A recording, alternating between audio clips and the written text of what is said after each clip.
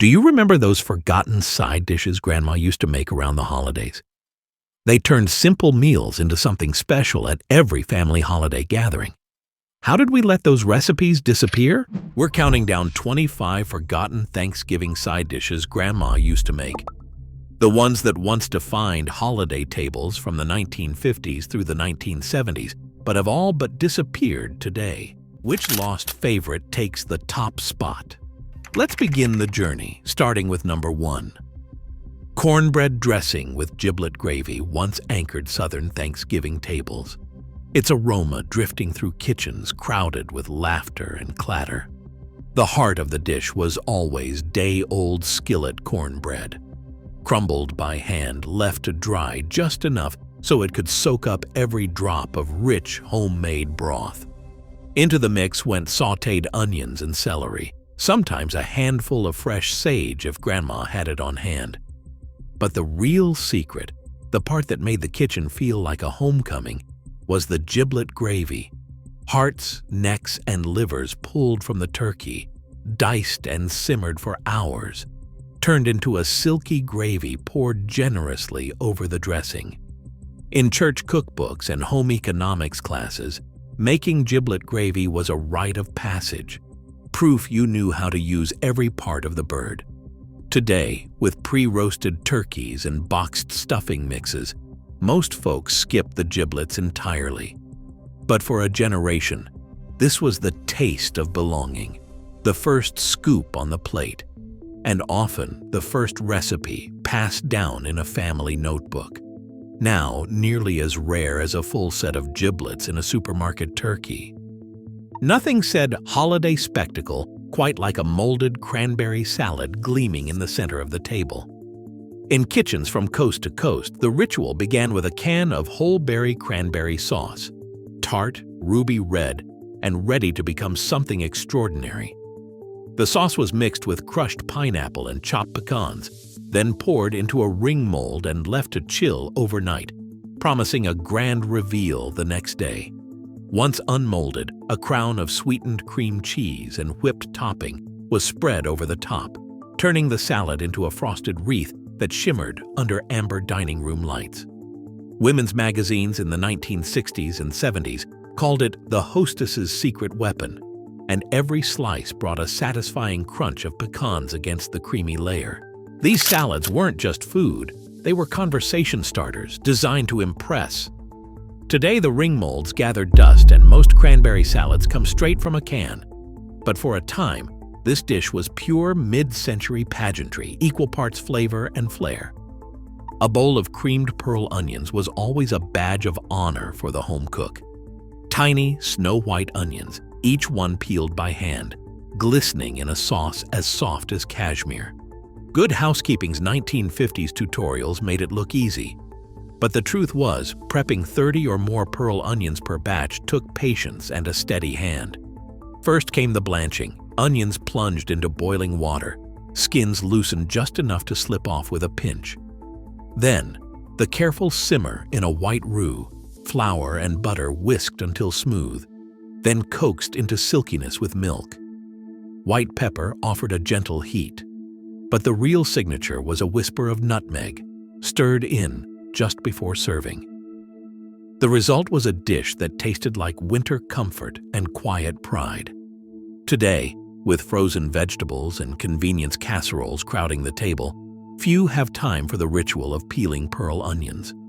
But for those who remember, the scent of nutmeg and cream still lingers, a tribute to the quiet labor that once defined Thanksgiving's heart.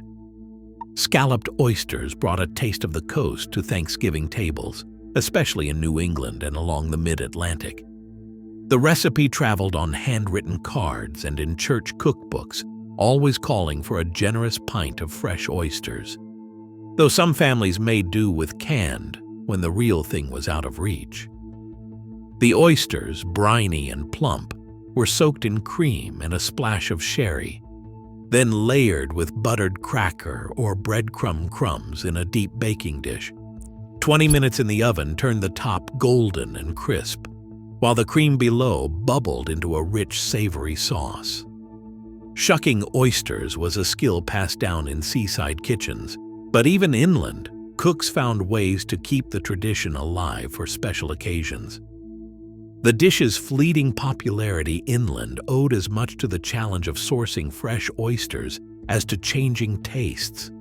Today, scalloped oysters are a rare sight at Thanksgiving, a relic of a time when seafood was as likely to share the spotlight as any root vegetable or casserole. Carrot raisin salad with pineapple and mayonnaise was once the bright spot on every potluck and Thanksgiving buffet, a dish that looked like sunshine in a bowl. It was as simple as it was speedy: shredded carrots, plump raisins, and tidbits of canned pineapple, all folded together with a generous dollop of mayonnaise. 5 minutes from start to finish, then straight into the fridge to chill before the big meal. In the 1950s and 60s, mayonnaise-based salads like this one were the pride of homemakers, aiming for both convenience and flair. The sweet tang of pineapple and the creamy richness of mayo made for a combination that was somehow both refreshing and indulgent, perfect alongside turkey and dressing.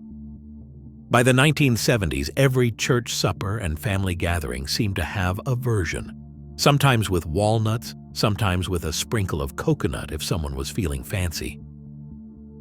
Today, carrot raisin salad has all but vanished from holiday spreads, quietly replaced by leafy greens and vinaigrettes. But for a generation, this was the taste of togetherness, a little sweet, a little savory, and always made with a wink toward the next helping. Baked corn pudding was the gentle golden comfort that often appeared in the middle of the Thanksgiving spread, quietly holding its own among showier dishes. The recipe called for a can of creamed corn, a can of whole kernel corn, a few eggs, and a splash of milk, sometimes evaporated, sometimes whole, whisked together with melted butter and just a hint of sugar. Once poured into a buttered casserole, it baked slowly until the edges browned and the center set with a gentle jiggle, like a custard. Betty Crocker's Hostess cookbook and dozens of regional church collections featured versions of this dish, each promising a soft, spoonable texture that walked the line between savory and sweet. The secret was always the eggs, binding everything into a silky, almost dessert-like pudding. Corn pudding's quiet warmth made it a favorite for kids and grandparents alike. But as tastes shifted and quick-mix cornbread took over, the old custard-style pudding faded from view. These days, it's rare to find a Thanksgiving table with a dish that's as much comfort as nostalgia. But for those who remember, nothing else tastes quite as much like home. Ambrosia salad was the 5-minute miracle that promised a little sunshine on even the grayest Thanksgiving afternoon. In the 1970s, it was as much a fixture at potlucks as Pyrex and Tupperware, and just as likely to be scooped up by kids as by the grown-ups. The recipe lived on the back of fruit cocktail cans and in the margins of church cookbooks. A can of fruit cocktail or mandarin oranges, a handful of shredded coconut, a sprinkle of maraschino cherries, and, if Grandma felt fancy, a scoop of miniature marshmallows. The whole thing was folded together with sour cream or whipped topping, then left to chill until the flavors mingled.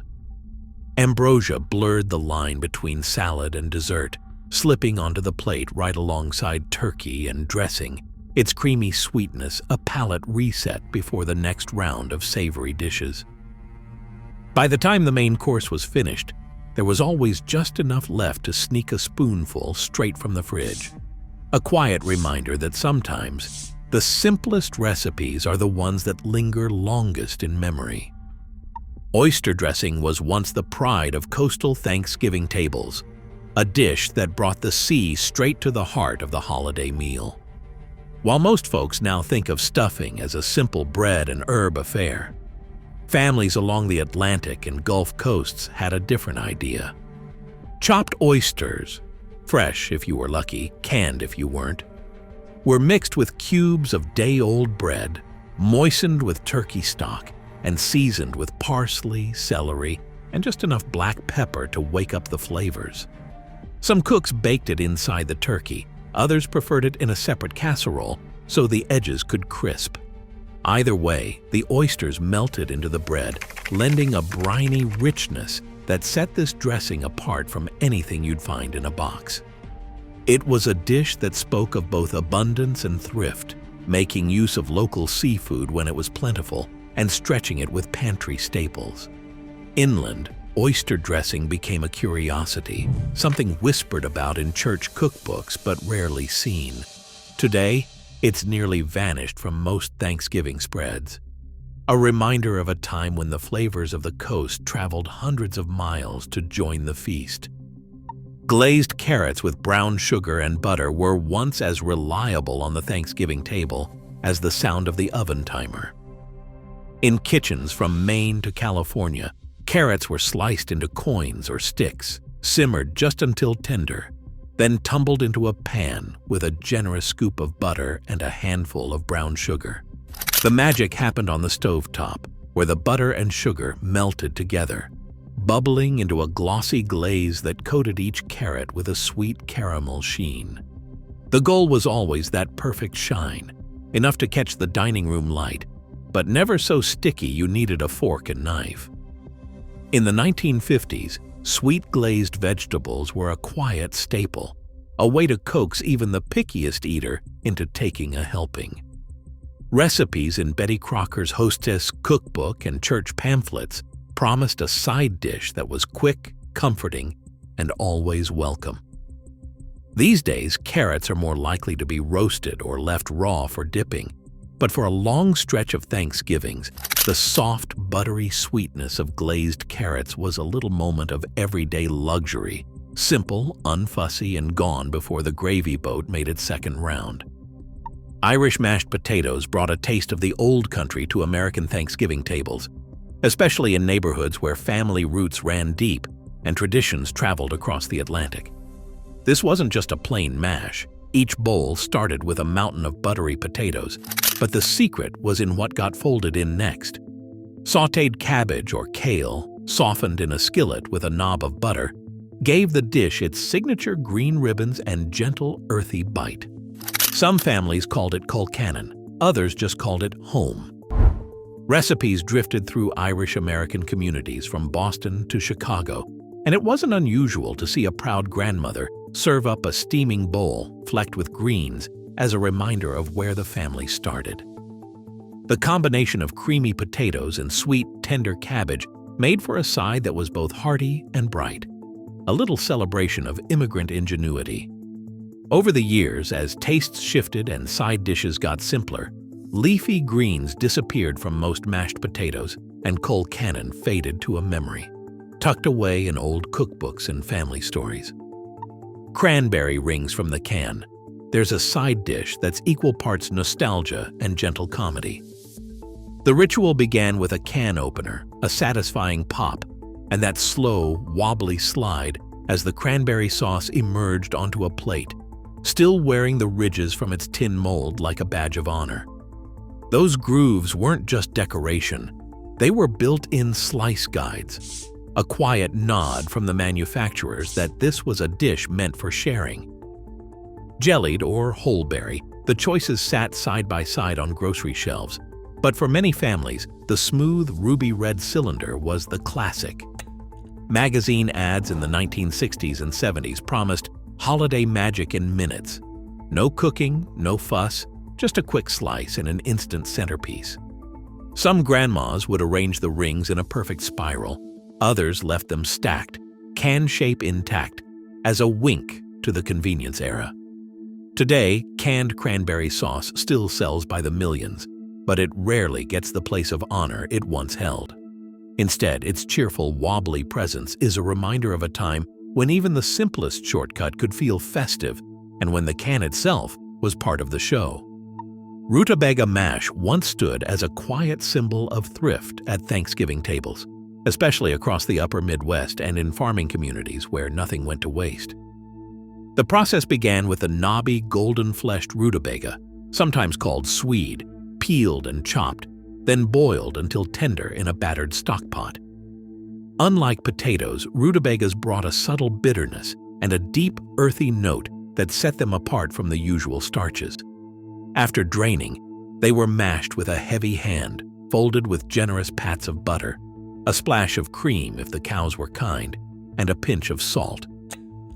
In rural cookbooks and Depression-era recipe cards, rutabaga mash was praised for stretching a meal and holding its own alongside turkey and gravy. The dish's rustic flavor acted as a palate cleanser between sweeter or richer sides, a grounding counterpoint before the jello salads and candied yams made their appearance. Today, rutabaga mash is seldom seen outside of holiday tables in Wisconsin or Minnesota, its humble roots overshadowed by flashier fare. But for those who remember, it's the taste of perseverance and a nod to the resourceful cooks who found comfort in every corner of the root cellar. Lime jello salad with cottage cheese was the kind of dish that made the 1960s Thanksgiving table shimmer and maybe raise a few eyebrows. This wasn't dessert, but it wasn't exactly salad either. The recipe came straight from Jello pamphlets and women's magazines, promising a modern marvel in every wobbly slice. Start with a box of lime gelatin, dissolved and cooled just enough to catch the light. In went canned pineapple tidbits, their sweetness brightening the green. And then, here's where things got creative, a generous scoop of cottage cheese. The cottage cheese didn't just vanish, it floated in the gelatin, giving every bite a soft, creamy surprise. Some recipes called for a handful of chopped celery or walnuts for crunch, but the real show was the multi-layered effect, each layer poured and set with perfect timing. Once unmolded, the salad stood tall and proud, a testament to mid-century ingenuity and a flavor combination that still baffles anyone born after 1980. Today, lime jello salad lives on mostly in faded recipe cards and family stories, a reminder of a time when gelatin could make anything, yes, anything, feel like a celebration. Broccoli rice casserole with cheese whiz was the unashamed icon of the convenience food era, a dish that owed its very existence to the bold optimism of Kraft's test kitchens. The recipe was pure mid-century pragmatism, a bag of frozen broccoli, a couple of cups of cooked rice, and a jar of cheese whiz, all stirred together and baked until the whole thing bubbled and oozed like edible lava. Kraft's pamphlets in the 1960s and 70s promised a no-fail side that turned even the pickiest eaters into casserole converts. The magic wasn't just the broccoli or the rice. It was that unmistakable neon orange cheese sauce, engineered to melt perfectly every time. No grating, no clumping, just a glossy, gooey finish that blanketed every grain and floret. For a while, this casserole was the main event at PTA potlucks and Thanksgiving buffets, a badge of modernity and a wink at the power of processed cheese. Today, with cheese whiz reformulated and fresh vegetables in vogue, the original casserole has faded from the holiday lineup. But for those who remember, nothing says peak convenience quite like scooping out a square of broccoli, rice, and pure molten nostalgia. Jellied Waldorf salad was the kind of centerpiece that could stop a conversation, at least for a moment, when it arrived at the table. Imagine the classic Waldorf salad with crisp apples, chopped celery, and toasted walnuts, but now all suspended in a shimmering layer of lemon or orange gelatin. Women's magazines in the 1960s called it elegant, and for a brief, glorious run, it was the crown jewel of holiday spreads. The real magic was in the assembly, diced apples and celery tumbled with walnuts, then gently folded into cooled gelatin, poured into a clear mold so every layer was on display. Some versions even added halved grapes or a scattering of maraschino cherries for a pop of color. Once set, the salad would unmold with a satisfying wobble, showing off its transparent walls and crunchy treasures inside. Slices revealed a cross-section of fruit and nuts, each bite a sweet, cool contrast to the heavier fare nearby. Today, the idea of apples and celery floating in jello might raise a few eyebrows, but for a generation, it was the height of sophistication, a dish that managed to be both playful and proud, halfway between a salad and a showpiece dessert. Squash casserole with a Ritz cracker topping was once the golden child of mid-century holiday tables, a dish that brought together the sweetness of yellow squash and the irresistible crunch of a buttery crumb lid. The recipe called for tender squash, sliced and simmered until just soft, then folded with sautéed onions, sour cream, and sometimes a handful of shredded carrots for color. The real magic, though, happened on top.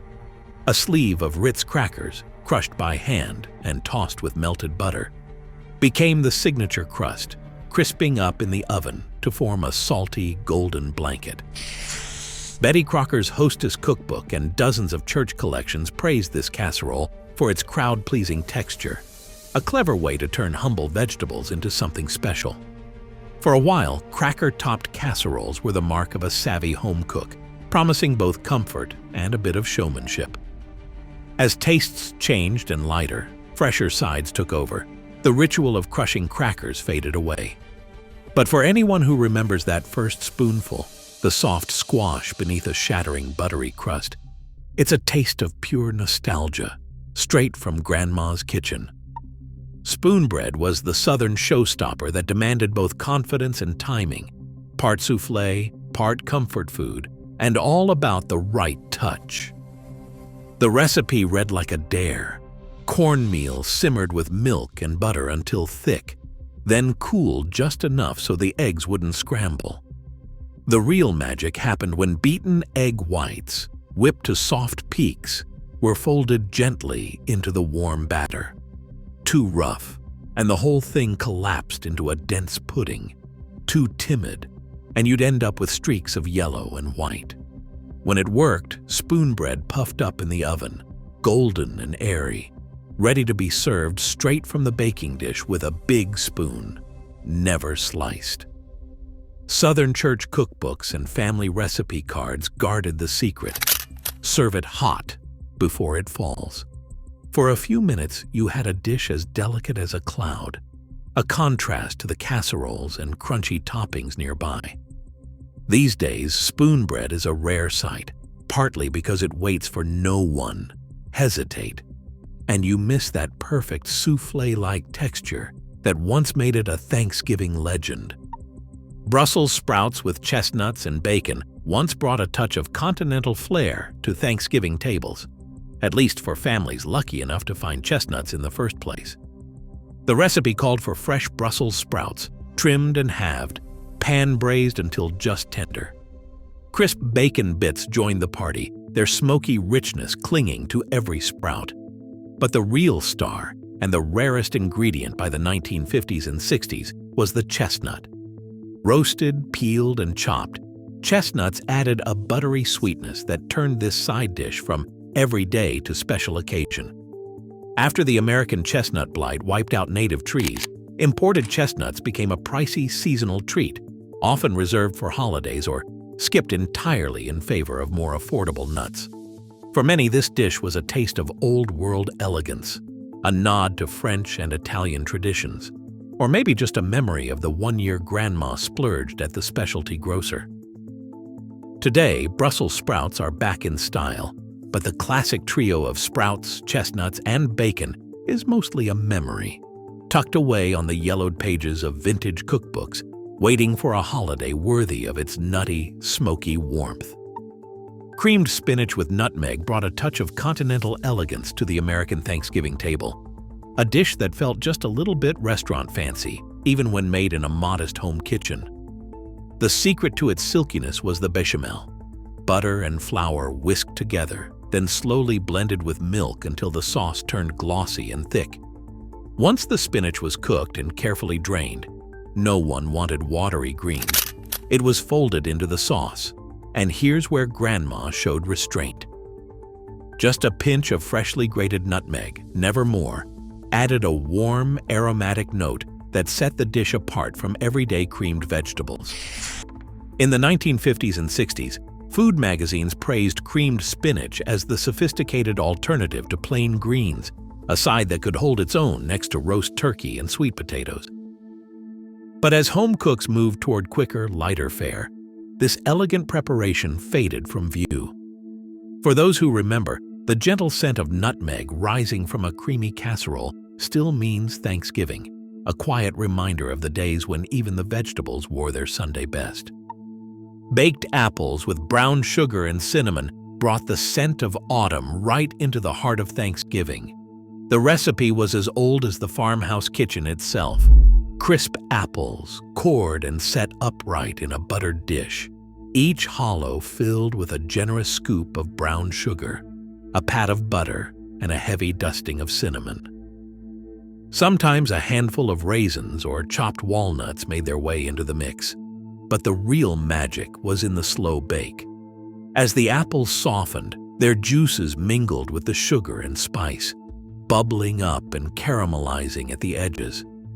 The aroma drifted through the house, a promise of warmth and comfort that no candle could ever match. Served hot from the oven, the apple split open under the spoon, the sauce pooling at the bottom of the dish. Some families argued whether baked apples belonged on the dinner plate or saved for dessert, but nobody ever passed them up. These days, the old apple bake has nearly vanished, edged out by pies and sweet potato casseroles. But for those who remember, nothing else quite captures the spirit of a holiday kitchen like the sweet, spicy perfume of apples and cinnamon steaming in the November air. Sweet potato soufflé with marshmallow topping wasn't just a side dish. It was the spark for a yearly family debate, sometimes as heated as the oven that browned those marshmallows. The recipe itself was a marvel of mid-century optimism. Sweet potatoes whipped smooth with brown sugar, butter, and a splash of vanilla, then given lift from eggs beaten until frothy. The real show began when the mixture was folded together, poured into a deep casserole, and crowned with a blanket of pillowy marshmallows. Some home cooks swore by the broiler, watching through the oven door for that perfect moment when the marshmallows puffed and turned golden, just shy of burning. Others argued the topping was pure sacrilege, too sweet, too modern, a distraction from the earthy richness below. Mid-century cookbooks fanned the flames, with some editors insisting on a pecan crumble instead, while others doubled down on the marshmallow spectacle. Yet every year, the dish found its way to the table, sparking laughter, side glances, and second helpings. Love it or not, sweet potato soufflé with marshmallow topping remains an icon, proof that sometimes a little controversy is the secret ingredient to family tradition. Somewhere between the green bean casseroles and sweet potato soufflés, a few adventurous cooks in the 1970s snuck a little bit of France onto the Thanksgiving table. Ratatouille, yes, the Provençal vegetable medley, made a rare cameo thanks to the era's fascination with gourmet magazines and Julia Child's growing influence. Eggplant, zucchini, and bell peppers took a starring role, simmered with tomatoes, onions, and a generous handful of herbs until everything surrendered to a silky, aromatic stew. Sometimes the vegetables were layered with care for a more refined look. More often, they were simply stewed together, family style, with a splash of olive oil and a twist of black pepper. The dish arrived at the feast as both a palate cleanser and a conversation piece. Colorful, fragrant, and just a little bit foreign amid all the casseroles and gravies. For most families, ratatouille was a novelty, maybe brought by a cousin with a subscription to Gourmet, or a neighbor who'd just discovered her first eggplant. It never became a staple, but its brief appearance hinted at the growing curiosity for flavors beyond the usual American canon, a quiet sign that Thanksgiving, even in the heart of the 1970s, was open to a little culinary adventure. Baked macaroni and tomatoes was the kind of side dish that made mid-century Thanksgiving spreads feel abundant, even before pasta became an everyday staple. Elbow macaroni boiled just past al dente, tossed with stewed tomatoes, a handful of chopped onion, and sometimes a scattering of sharp cheddar, just enough to melt, never to smother. The mixture baked in a Pyrex casserole until the edges bubbled and the top turned golden, filling the kitchen with a gentle tang of tomato and a whiff of toasted starch. Recipes like this showed up in Betty Crocker booklets and family newsletters, promising a hearty, budget-friendly alternative to the usual potatoes or rice. For a while, this tomato-forward bake was a little bit novel, a way to stretch ingredients and add color to the plate, especially in years when fresh produce was scarce. These days, macaroni and cheese gets all the attention, but baked macaroni and tomatoes is a reminder of when variety meant more than just cheese, and a simple can of tomatoes could anchor a whole dish.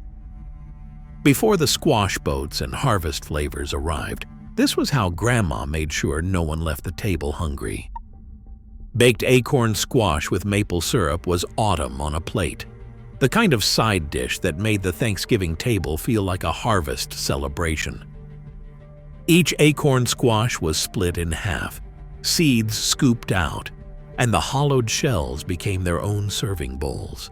No need for fancy dishes when nature provided one. A generous pat of butter nestled in each cavity, followed by a slow drizzle of real maple syrup, the kind that came in glass jugs from New England or the local farm stand.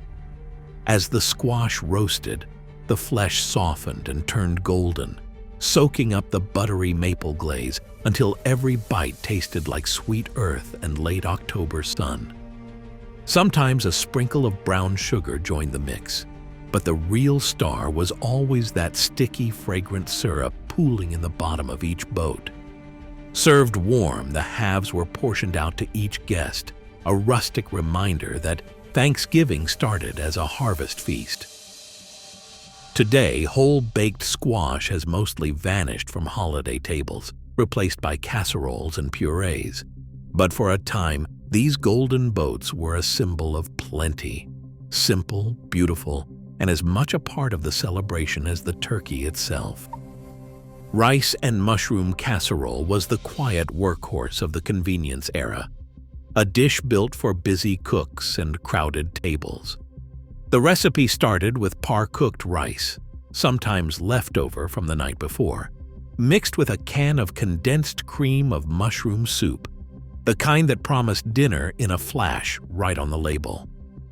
Sliced mushrooms if you had them, or just more soup if you didn't, turned the mixture into something creamy and gently earthy. A sprinkle of dried onion soup mix added depth, and the whole thing was poured into a Pyrex dish, topped with a layer of crispy fried onions. Campbell's and Betty Crocker both featured versions in their cookbooks and magazine ads, pitching the casserole as a modern solution for holiday hosts who wanted to impress without fuss. In the 1960s and 70s, this was the taste of progress, a side that could be assembled ahead, popped in the oven, and served bubbling hot without a second thought. Today, it's rare to see a casserole so proudly built on the back of a can. But for a generation, this was the flavor of ingenuity and the comfort of knowing dinner was handled, even if the turkey took all day. From the savory Southern classic of cornbread dressing with giblet gravy to the quirky, once-trendy lime jello salad with cottage cheese, our journey through these 25 forgotten Thanksgiving sides reveals a table far richer and more varied than most of us remember. Patterns emerge, the rise and fall of convenience foods like Cheese Whiz casseroles and canned cranberry rings, the nostalgia of molded salads, and the labor of love in dishes like creamed pearl onions or Brussels sprouts with chestnuts. Surprises abound, from the coastal luxury of scalloped oysters to the global flair of Ratatouille's brief American holiday appearance. Every dish qualified by once being a staple, shaped by changing tastes, food marketing, and shifting family traditions. Together, these entries show how mid-century Thanksgivings balanced thrift, indulgence, creativity, and community. As recipes faded, they left behind memories of gatherings, aromas, and the simple joy of passing a dish across the table. In the end, while trends change, the heart of Thanksgiving endures, sharing food, stories, and love, one side dish at a time.